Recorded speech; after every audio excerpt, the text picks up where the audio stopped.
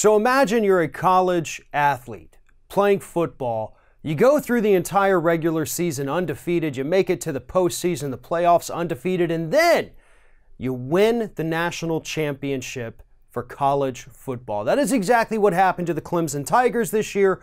Undefeated record. So Monday evening, they got to make a trip to the White House, as is customary for the national champions. And when they arrived, they were greeted with what could only be described as a hillbilly buffet of fast food provided by President Donald Trump. Now, before the Clemson players even arrived at the White House, the pictures began circulating because Donald Trump was standing over this table filled with fast food garbage, bragging about how awesome he is, how awesome the spread is, and of course, that he paid for it all himself. The pictures were making the rounds. They're all equally hilarious to see Donald Trump sitting in front of a table with what most people assumed was probably just his typical Monday night dinner. The other thing that people were pointing out was the fact that all this food had been picked up a while ago, laid out expertly to sit there and get cold before the players arrived. It was a smorgasbord. You know, they had McDonald's, they had Wendy's, they had Burger King, they had pizza, they had everything that the typical college kid would gorge themselves on. And I have no doubt that, you know, obviously these kids, even though they're almost professional athletes, they probably do indulge every now and then and eat fast food or pizza. So I have no problem with that. I don't think they were poisoning their bodies there. What I do have a problem with is President Trump standing there like he's giving them the greatest meal they've ever had in their lives. I mean, these guys were dressed up, they're in their suits. It's a big honor to be invited to the White House. They just won a huge national title. And you're giving them fast food? I mean, they could have stopped on the way to the White House and brought their own if they wanted to. You go to the White House because it's going to be this crazy good experience that you will remember for the rest of your life. And now, I guess to Trump's credit, he tried to make it super fancy for him.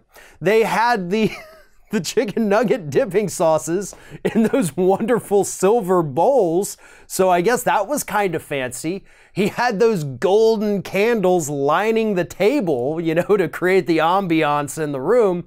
So that was pretty nice for everybody. But here's the thing. You know, again, the internet absolutely had a field day with this. There were pictures going around, people posting the picture of Trump standing there doing this thing, saying, you know, caption this. Somebody even took Trump and photoshopped him as the Hamburglar standing in front of the table. That happens to be one of my personal favorites. But again, this isn't about that he gave them fast food, okay?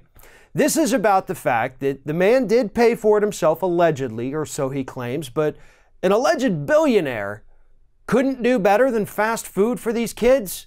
I mean, you couldn't have somebody at the White House, and I know a lot of the staff is furloughed, but you couldn't have a couple people hop into the kitchen and actually make fresh hamburgers for these kids? You know, maybe make some fresh pizzas, something better than just fast food? I mean, how embarrassing was it for the Secret Service agents that had to go through the drive-thrus at all these places and pick all this crap up for you? But again, he's sitting there bragging to the public, I paid for this, I paid for all of this. And then he tweets out afterwards, this is his tweet, word for word, misspellings and typos and all.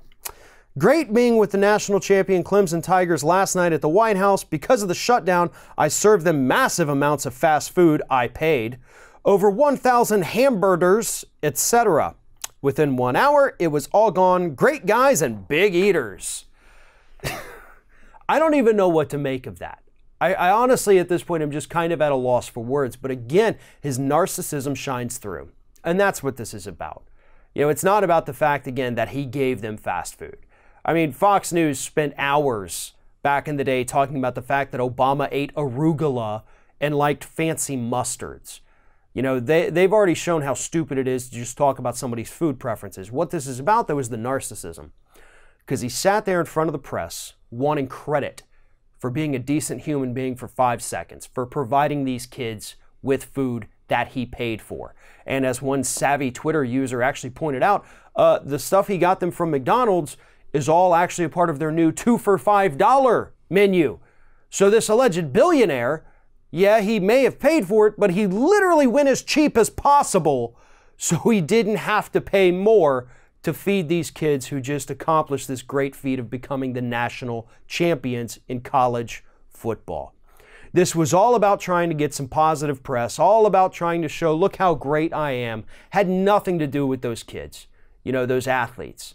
The men in that room had nothing to do with them. This was Donald Trump trying to get another little ego boost and hoping the press for a few minutes would talk about how awesome he is because he bought some college kids some fast food. One of today's video sponsors is Blinkist.com. Blinkist.com takes some of the best nonfiction books available and condenses them into either 15-minute audiobooks or very short 15-minute reads so users can get the information that they need and move on to the next. They take the key parts of these nonfiction books, whether it's self-help, business, history, politics, and they condense it into easy to digest information. What's great about this, especially in my line of work here, is that I can go through, find any political history book that I want, get the 15-minute audio version and listen to it while on my way to work. On the way home, I can do a second book, a third or fourth in the evening if you have the time. But that's what's so great about it. It's the best parts, the key takeaways, and the vital information that Blinkist.com provides. And right now, the first 100 users to go to Blinkist.com/ringoffire are going to get 7 days absolutely free. That's 7 days to listen to or read as many of these condensed nonfiction books as possible. And then after that, if you want the full membership, you'll get 25% off going to Blinkist.com/ringoffire. There's also a link at the very top of this video description. Again, only the first 100 users are going to get the 7 days free, so make sure you act fast.